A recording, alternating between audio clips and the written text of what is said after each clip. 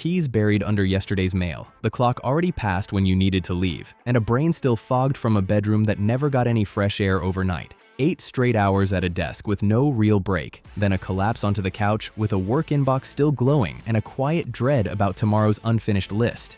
A tense conversation with a colleague that turns into hints and half sentences instead of an actual answer, so the problem just sits there getting heavier. Some cultures treat these as the price of modern life. Others built a 5-minute reset for the stale room, a hard switch that shuts work off completely, and a plain-spoken habit that ends the tension in one conversation instead of 3 weeks of it. Today we're counting down 13 tiny habits in Germany for an organized life. The German mindset. Watch until the end, because number 13 reveals a psychological stamina habit called Sitzfleisch, the discipline that trains your brain to stay locked onto a difficult task long after everyone else has quietly given up. Number 1. Stoßlüften. Most people manage a stuffy bedroom or a foggy afternoon brain with a scented candle, an extra cup of coffee, or a single window left cracked open all day. That last option feels efficient, but it lets expensive heat leak out slowly while doing almost nothing to clear the carbon dioxide and humidity building up in the room, which is exactly what leaves people foggy, sluggish, and prone to headaches by mid-afternoon.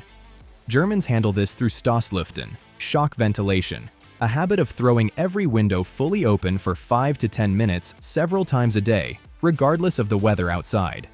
The cross breeze completely flushes the old air out and pulls in oxygen-rich air from outside, while the walls and furniture hold on to their warmth, so the room returns to a comfortable temperature within minutes of closing the windows again.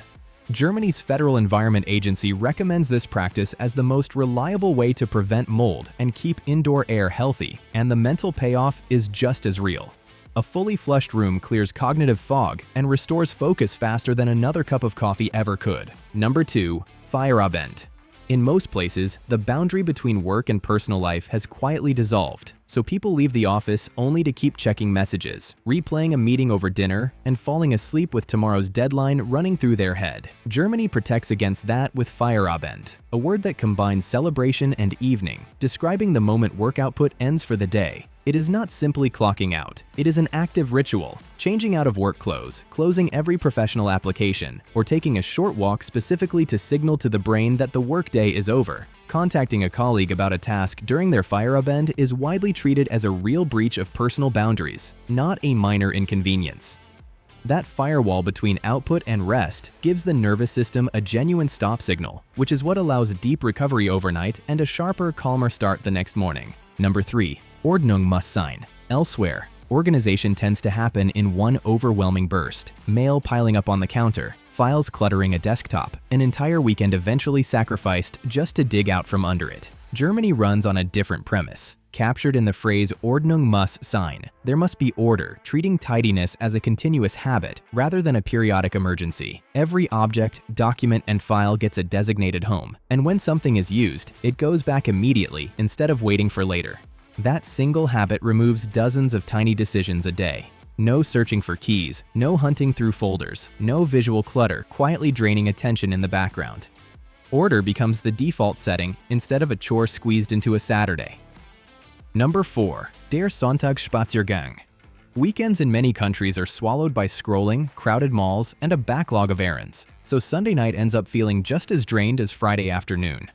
German law traditionally keeps nearly all retail stores closed on Sundays, and rather than treating that quiet as an inconvenience, Germans built a ritual around it. Der Sonntagsspaziergang, the Sunday walk. There is no fitness target, no pace to hit, no phone tracking the route.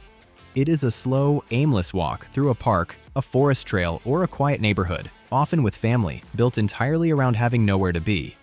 That low stimulation reset acts like a pressure valve for the week just finished and the week about to start, and it is a large part of why Sunday actually functions as recovery instead of just another unstructured day off.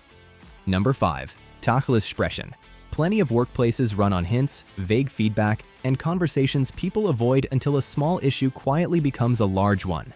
Germany counters this with Sachlichkeit, an objective, fact-first mindset, put into daily practice through Tacheles sprechen, speaking plainly and getting straight to the point. A problem gets separated from the emotion around it and handled as a neutral fact to solve, not a personal attack to soften. Feedback lands clearly and directly, and the directness is treated as a form of respect for everyone's time rather than as rudeness. Because issues get named instead of implied, confusion clears immediately, trust builds faster, and energy stays pointed at the actual fix instead of managing hurt feelings that never needed to exist. Number 6. Kaffee und Kuchen. The mid-afternoon slump usually gets treated as an emergency, a sugary snack grabbed on the way back to a desk, or an energy drink chased down while still typing, both of which tend to end in a blood sugar crash and even less focus than before. Germany handles that same slump with Kaffee und Kuchen, coffee and cake, a deliberate pause around 3 or 4 in the afternoon that actually involves leaving the desk. It is not a snack eaten mid-task, it is 20 minutes sitting down with a warm drink and a small pastry, often with company, with the explicit goal of stepping away from output entirely. That short, structured break resets attention more effectively than a sugar rush, which is exactly why it shows up as a daily habit rather than an occasional treat. Number 7. Pünktlichkeit. Arriving 10 or 15 minutes late to a meeting is treated as background noise in a lot of cultures, which quietly forces everyone else to wait and adds a low hum of friction to the rest of the day's schedule. Germany treats Pünktlichkeit, punctuality, as a form of respect rather than an arbitrary rule, which is why arriving a few minutes early, not exactly on time, is the actual social standard. That standard gets maintained through buffer budgeting, deliberately building extra time into a commute to absorb traffic or a delayed train before it can cause a late arrival. The payoff shows up everywhere. Meetings start without an apology tour, calendars function as reliable plans instead of rough guesses, and trust compounds every time someone simply shows up when they said they would. Number 8. Vorfreude. Vacation planning often gets pushed to the last minute. Booked only once, burnout is already unmanageable, which means the first few days off get spent recovering rather than resting. Germany leans into Vorfreude, the joyful anticipation of something good coming, by scheduling annual leave months ahead of time as a fixed, non-negotiable block on the calendar. Researchers studying vacation happiness have found that the anticipation beforehand can lift mood for weeks, sometimes as long as 8 weeks, often more than the trip itself does once it arrives. Planning far ahead turns that anticipation into a resource that gets spent gradually, making it easier to push through a difficult stretch at work, and it treats rest as a scheduled requirement rather than a reward that has to be earned first. Number 9. Mülltrennung. In most places, trash is a single bin problem. Everything goes in together, and the closest most people get to recycling is a vague sense of guilt when they throw a bottle in with the rest. Germany turns disposal into a structured, daily decision instead of an afterthought through Mülltrennung, waste separation. A typical household sorts into 3 to 5 separate bins: Restmüll for anything that cannot be recycled, Biomüll for food and garden scraps, the Gelbe Tonne or Gelber sack for packaging and plastics, and a separate stream for paper. Glass gets sorted again by color at a public bottle bank.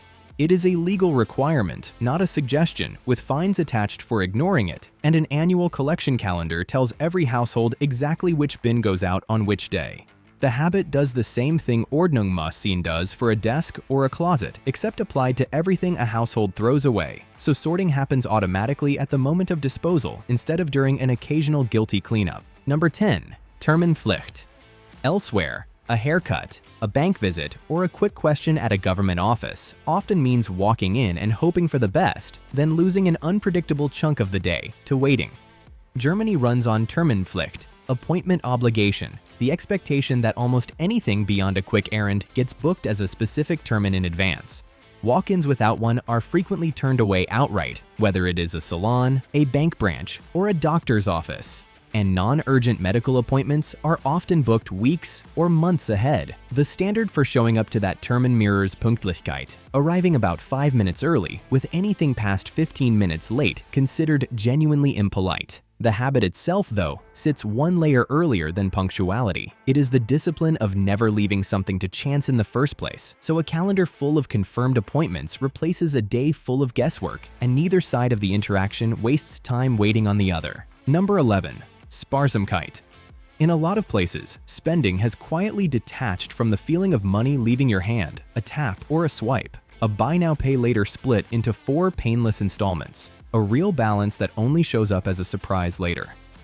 Germany's Sparsamkeit, thriftiness, keeps that connection deliberately intact. The German word for debt, Schulden, comes from the same root as the word for guilt, Schuld, which says something about how the culture frames borrowing. The habit shows up plainly in daily behavior. Most Germans still favor debit cards over credit for everyday purchases, keeping spending tied to money they actually have rather than money they are borrowing against. And big purchases like furniture or a car are more often saved toward than financed immediately. That instinct is loosening somewhat as buy now, pay later options spread among younger consumers, but paying with money already in hand rather than money promised later is still the daily default, and it removes an entire category of financial anxiety before it can start. Number 12. Abendbrot.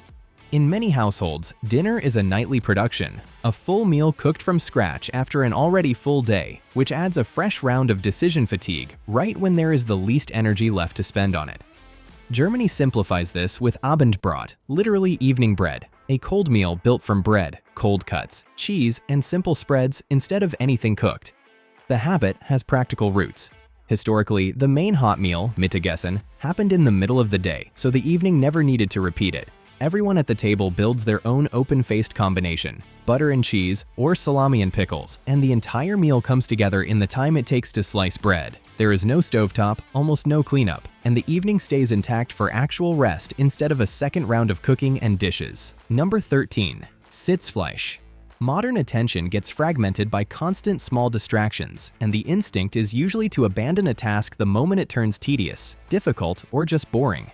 Germany names the opposite instinct Sitzfleisch, which translates literally to sitting meat, and describes the quiet stamina required to stay in the chair through a task's most frustrating stretch instead of walking away from it. It is not willpower in some abstract sense. It is a practiced habit of breaking a large task into steps and committing to sit through the uncomfortable middle section, past the point where quitting starts to feel reasonable. People who build this habit finish complex projects other people abandon, not because they are more talented, but because they never gave themselves permission to leave the chair before the work was done. 13 habits, each one built to remove a small daily friction rather than manage it. If any of these are worth testing in your own routine this week, the comments are open, and the next country on this list is already lined up.